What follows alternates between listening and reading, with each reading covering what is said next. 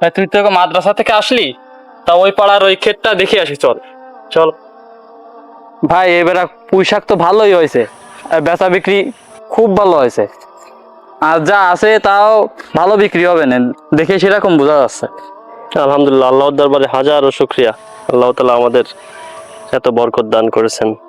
ভাই কয়েকদিন পরে তো কুরবানি ঈদ, তা গরু মরু তো দেখলাম না বাড়ি, গরু মরু কিনবেন না নাকি? হ্যাঁ এবারে তো গরু তো কিনতে হবে, আর 2 দিন পরে তো শাহপুরের হাট। এইবারে আমাদের সব থেকে গ্রামের মধ্যে সব থেকে বড় গরুই কিনতে হবে, গ্রামে দেখিয়ে দেবো যে আমরা কিরকম কুরবানি দিতে পারি। ভাই আপনিও কিরম কথা বললেন? কেন, কিরকম কথা বললাম? গ্রামের মধ্যে সব থেকে বড় গরু কুরবানি করা যাবে না? হ্যাঁ যাবে, কিন্তু আপনার নিয়াত আগে সহি করতে হবে। আপনার যদি উদ্দেশ্য থাকে মানুষ দেখানো, বড় গরু দেখানো, তাহলে তো আপনার কুরবানি হবে না। তুই কি বলতেছিস? 2 দিন হুজুর হয়ে বড় বড় মাসলা দিয়ে শুরু করিস, কুরবানি হবে না? আমার তো এত সারা জীবন বড় বড় গরু কুরবানি দিছি, তখন তো কুরবানি হয়েছে, এখন কুরবানি হবে না কেন? কোরবানি যে হয়েছে তা আপনি কিভাবে বুঝতেছেন? কোরবানি কি আল্লাহর দরবারে কবুল হয়ে গেছে? কোরবানি তো আসলে মানুষ দেখানো কোনো জিনিস নয় যে আপনি বড় গরু কুরবানি দিলে আপনার গরু কুরবানি হবে এবং ছোট গরু দিলে আপনার কুরবানি হবে না, এমনটা না। কুরবানি হচ্ছে সম্পূর্ণ মনের ব্যাপার। আপনার নিয়াত যদি সঠিক থাকে তাহলে আপনার কুরবানি হয়ে যাবে। তাহলে তো চিন্তার বিষয়, আমি সারা জীবন যে বড় বড় গরু কুরবানি দিছি, এই গরুগুলো কি আমার কুরবানি হয়নি? আসলে দেখেন ভাই, আপনার যদি নিয়াত ঠিক থাকে, আপনার নিয়াত যদি থাকে আল্লাহর সন্তুষ্টি অর্জন, তাহলে আপনার কুরবানি হয়তো বা আল্লাহ তাআলা কবুল করেছেন। কিন্তু যদি আপনার নিয়াত থাকে এলাকার সুনাম, বা আপনার নিয়াত যদি থাকে আমি বড় গরু কুরবানি দিচ্ছি, মানুষ দেখবে, আমাকে সম্মান করবে, সবাই বলবে যে আমি নুরুজ্জামান বড় গরু কুরবানি দিছে, তাহলে হয়তো বা হয়তো বা না, তাহলে আল্লাহ তাআলা আপনার কুরবানি কবুল করেননি।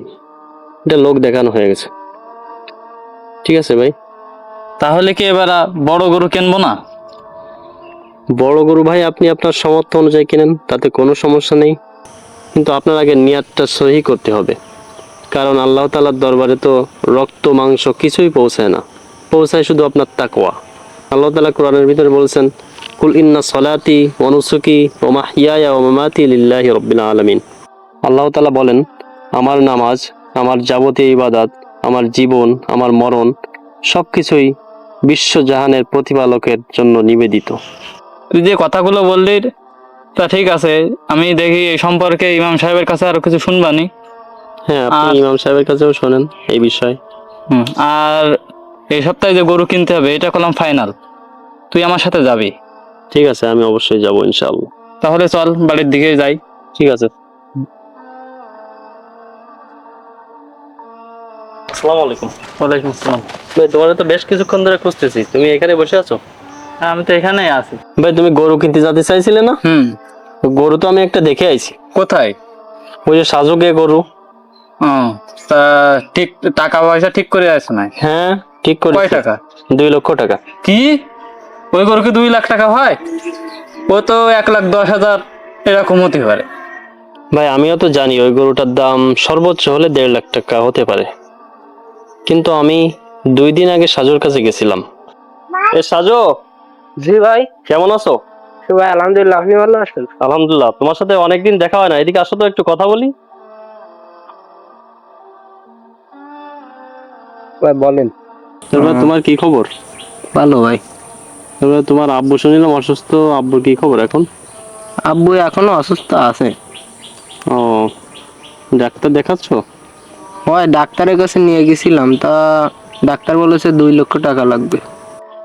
ভাই ডাক্তার আরো বলেছে আব্বারে 1 সপ্তাহের ভিতর চিকিৎসা করাতে হবে। ও আচ্ছা। তাই ভাবতেছি বাড়ি একটা গরু আছে, তাই বিক্রি করে দেবো, কিন্তু মানছি অল্প দাম বলতেছে। কেমন দাম বলতেছে? ওই 1 লাখ টাকা বা 1,20,000। ও, কেমন দাম হতে পারে বলে তুমি মনে করতেছো? 1.5 লক্ষ টাকা হতে পারে। তা আর টাকার ম্যানেজ কিভাবে করবা?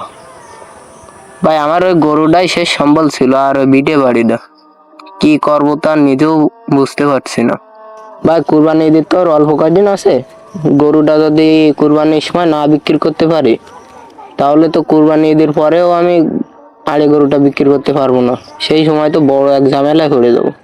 সাজু, আমাদেরও তো একটা গরু কেনার দরকার, আমাদের কোরবানির জন্য বড় ভাই কোরবানি দেবে। তো আমি বিষয়টা একটু ভেবে দেখতেছি কি করা যায়, বুঝছো? আচ্ছা ভাই। তার বাবার কাহিনী শোনার পর আমি সিদ্ধান্ত নিয়েছিলাম তার গরুটি আমরা 2 লক্ষ টাকা দিয়েই কিনবো। এখন তুমি কি বলতে চাচ্ছো? তো ওই 2 লাখ টাকা দিয়ে গরু কিনে আমাদের লাভ কি? ভাই, আমরা চাইলে ওর থেকে বড় গরু 2 লাখ টাকা দিয়ে কিনতে পারতাম, কিন্তু আমরা যদি সাজুর 1.5 লাখ টাকার গরু 2 লাখ টাকা দিয়ে কিনি, তাহলে হবে কি, আমাদের একটা প্রতিবেশীকে ইনডাইরেক্টলি ভাবে সাহায্য করা হবে। যেহেতু সে সমাজের কাছে চাইতে পারে না, কিন্তু তার আর্থিক অবস্থা খুব খারাপ এবং তার পিতামাতা অসুস্থ, আর এর প্রতিদান আল্লাহ তাআলা আমাদেরকে নিশ্চয়ই দিবেন, কারণ আল্লাহ তাআলা আমাদের মনের খবর জানেন।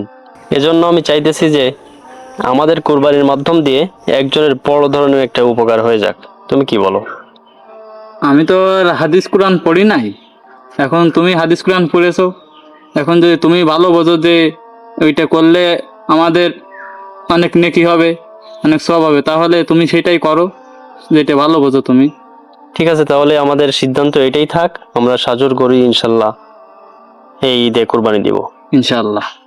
তাহলে আমার শোকেজের মধ্যে 50,000 টাকা আছে, সেই টাকাটা নিয়ে বিকালবেলা সাধুকে দিয়ে আসেন অ্যাডভান্স, ঠিক আর আছে। বাদ বাকি টাকা আমি পরে দিয়ে দেবানি গরু আনার সময়। ঠিক আছে। সাজু, সাজু, সাজু। জি ভাই। ভাই সকালবেলা আমাকে বাড়ি কি মনে করে আসলেন? আসেন ভাই, ভিতরে আসেন। না, ভিতরে যাবো আসেন, না, ভিতরে আসেন। এখানে কথা বলবো। ওই তোমাদের গরুর ব্যাপারে কথা বলতে আসছিলাম। ও আচ্ছা ভাই, বলেন। সাজু, আসলে আমাদের তো কোরবানির জন্য একটা গরু কিনা লাগতো, তা আমরা 2 ভাই মিলে সিদ্ধান্ত নিয়েছি যে তোমাদের গরুটাই আমরা কিনবো 2 লক্ষ টাকা দিয়ে। ভাই আপনি কি বলেন? 1.5 লক্ষ টাকার গরু 2 লক্ষ টাকাতে কিনবেন? আপনি তো বাজারে গেলে 2 লক্ষ টাকা দিয়ে আমার থেকেও বড় গরু কিনতে পারতেন। হ্যাঁ সাজু, আমিও জানি যে 2 লক্ষ টাকা দিয়ে তোমাদের গরুর থেকে অনেক বড় গরু আমি কিনতে পারবো বাজারে গিয়ে, কিন্তু আমি ভাবতেছি যে তোমাদের একটু সহযোগিতা হোক, সাহায্য হোক, এই জন্যই আমি আর কি 1.5 লক্ষ টাকার গরু 2 লক্ষ টাকা দিয়ে কিনতে চাচ্ছি। আমি চাচ্ছি যে কোরবানির মাধ্যম দিয়ে তোমাদেরকে একটু সাহায্য করতে। তুমি কি এই সুযোগটা আমাকে দিবা না? ভাই আপনি যদি মন থেকে আমাকে সাহায্য করতে চান তাহলে আমার কোনো আপত্তি নাই। সাজু, তুমি তাহলে 50,000 টাকা রাখো অ্যাডভান্স হিসেবে, হ্যাঁ? আর বড় ভাইয়া এসে ঈদের আগের দিন সম্পূর্ণ টাকা দিয়ে গরু নিয়ে যাবে। ভাই আপনি যে আমারে কিরাম একটা উপকার করলেন, আমি আপনার কাছে সারা জীবন কৃতজ্ঞতা থাকবো। আমারও খুব ভালো লাগতেছে তোমাকে উপকার করতে পেরে। ভালো থেকো, হ্যাঁ?